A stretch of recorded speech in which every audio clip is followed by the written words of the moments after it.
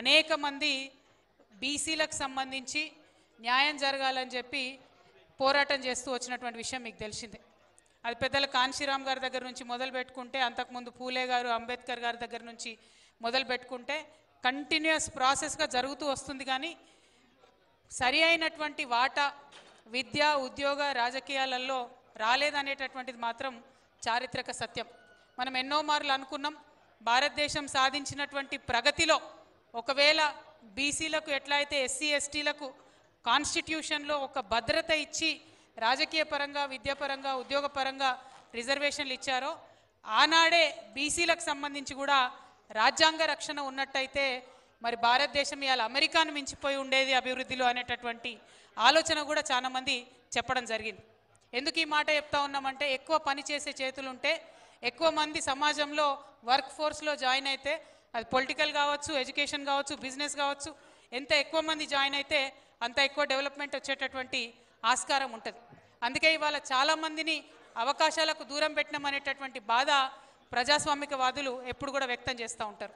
మరి ఈ విషయాలన్నీ మీకు తెలిసింది. దీని బ్యాక్గ్రౌండ్లో తెలంగాణ రాష్ట్రం ఏర్పడ్డ తర్వాత మనం జనగణన చేసుకొని, ఆ జనాభాను ఆధారం చేసుకొని డబ్బులను, నిధులను ప్రాపర్గా మనం మళ్లించుకోవడం జరిగింది. ఎందుకంటే తెలంగాణ ఉద్యమం జరిగింది నీళ్లు, నిధులు, నియామకాల మీద. నియామకాల్లో, నిధుల్లో మనం పెంచుకుంటూ పోయినాం. మళ్ళీ ఒక అవసరం, ఇవాళ చారిత్రక అవసరం, క్షమించాలే, మదన్ లాల్ గారు, ఎక్స్ఎమ్మెల్యే గారు, రామ్మూర్తి గారు, వెంకటరమణ గారు ఉన్నారు, వారికి కూడా ధన్యవాదాలు.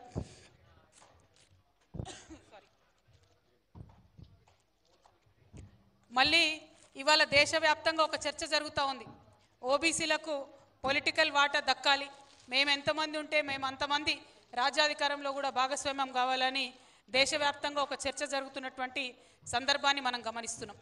ఈ చర్చను ముందే గమనించి ఈ ఖచ్చితంగా బీసీలందరికీ కూడా సమ ప్రాధాన్యత కల్పించాలనే ఉద్దేశంతో బీఆర్ఎస్ పార్టీ ఇప్పుడు కాదు, 2001లో ప్రారంభమైనప్పటి నుంచే బీసీలకు కమిటీల్లో అయినా, సీట్లలో అయినా 50% పైచిలకు 51% టు బి ప్రిసైజ్ సీట్లు ఇచ్చుకుంటూ వస్తున్నది. కమిటీలలో అయినా, పోటీ చేసే సీట్లలో అయినా.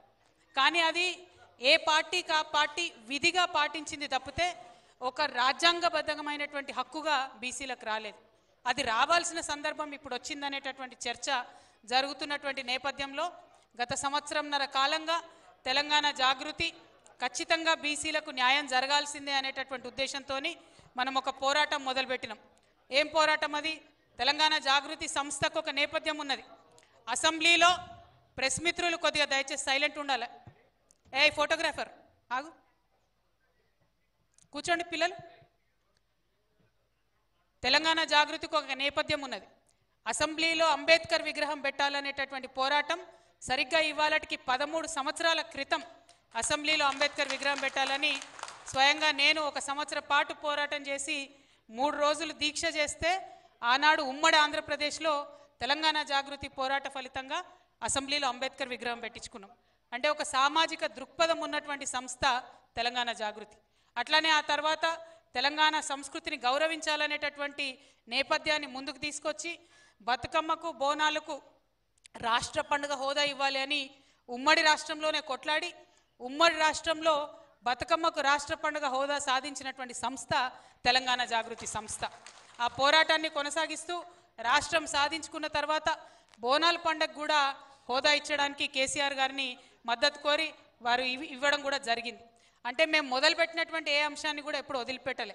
సో అదే నేపథ్యంలో అసెంబ్లీలో పూలే గారి విగ్రహం ఉండాలి అనేటటువంటి నినాదాన్ని ముందు తీసుకొని దానితో పాటు జనగణన జరగాలి, జరిగినటువంటి కుల జనగణనతో దానికి అనుగుణంగా దామాషా ప్రకారం రిజర్వేషన్ పెట్టాలనే డిమాండ్తోని తెలంగాణ జాగృతి గత సంవత్సరంన్నర కాలంగా పోరాటం చేస్తూ వస్తున్నది. దాని ఫలితంగా ఇతర రాజకీయ పక్షాలన్నీ కూడా తోడుగా వచ్చినటువంటి ఫలితంగా ఇవాళ కుల జనగణన ఈ రాష్ట్ర ప్రభుత్వం చేసినటువంటి కులాల లెక్కలు మీరు చూసిండ్రు. వాళ్ళు మొన్న ఒక స్టేట్మెంట్ పెట్టిండ్రు అసెంబ్లీలో. కానీ అదంతా తప్పుల తడకగా ఉంది అని రాష్ట్రంలో ఉన్న ప్రతి ఒక్క వ్యక్తి కూడా భావించిన విషయం మీ అందరికీ తెలిసిందే. మరి ఆ సందర్భంలో మనం ఇవాళ రాష్ట్ర ప్రభుత్వాన్ని నేను జాగృతి నుండి ఈ రౌండ్ టేబుల్ నుంచి ఒక డిమాండ్ చేస్తున్నా. ఫస్ట్ది ఏంటంటే మీరు కులగణన చేసినటువంటి కంప్లీట్ రిపోర్టు మీరు అసెంబ్లీలో పెట్టండి. ఆనాడు ఓన్లీ 2 పేజీలే పెట్టిండ్రు, కానీ ఆ 2 పేజీలు సరిపోవు.